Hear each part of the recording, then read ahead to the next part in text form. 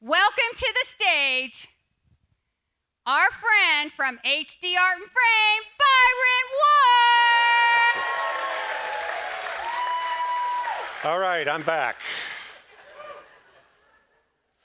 This story about a lost work of art begins last year with a recorded rerun of Adam 12, the classic Los Angeles-based police drama that apparently still has fans because people are still framing stuff from the show. Here, Malloy and Reed's police cruiser enters a tunnel. It was that big white patch on the rock that caused me to pause the recording, turn to my wife, and say, I think there might be a giant naked woman hiding on that cliff. Somehow, I was recalling a photo from this book I bought in Maryland in 1967. It showed a nude woman painted on a cliff over a tunnel in far-off California.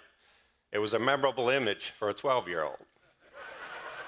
Suspecting that the book and TV locations were the same, I Googled California tunnel nude, and the first 9 entries all pointed to something called the Pink Lady of Malibu.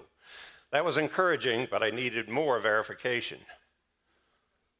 And an image search got me exactly the picture I remembered.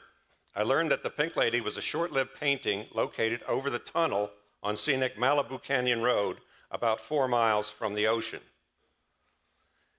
It appeared literally overnight.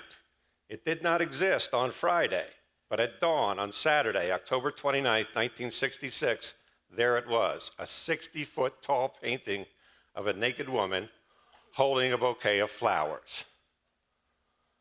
This nude was huge. The Pink Lady immediately became a sensation and drew hundreds of people to the site. Among them were grim LA County officials who made a quick decision that this thing had to go. Never has the government moved faster or with more resolve.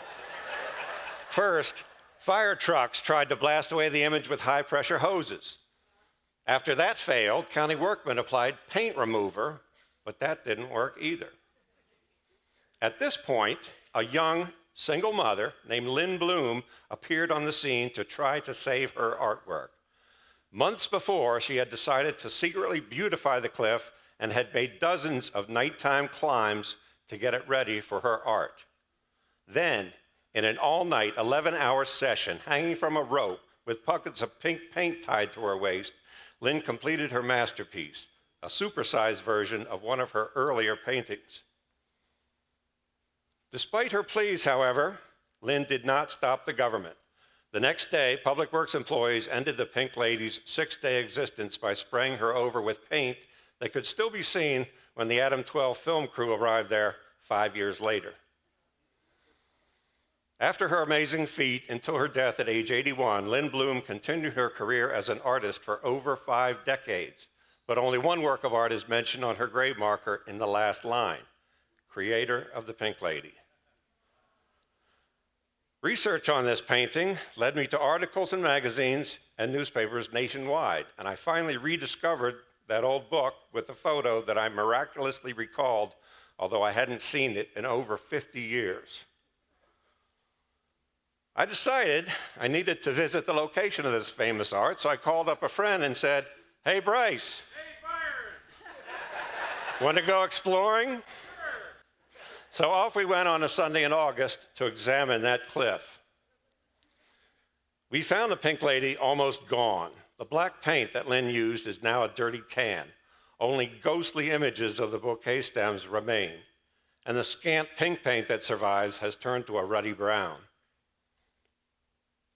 Now this is dedication to art and involved intense scrutiny to identify.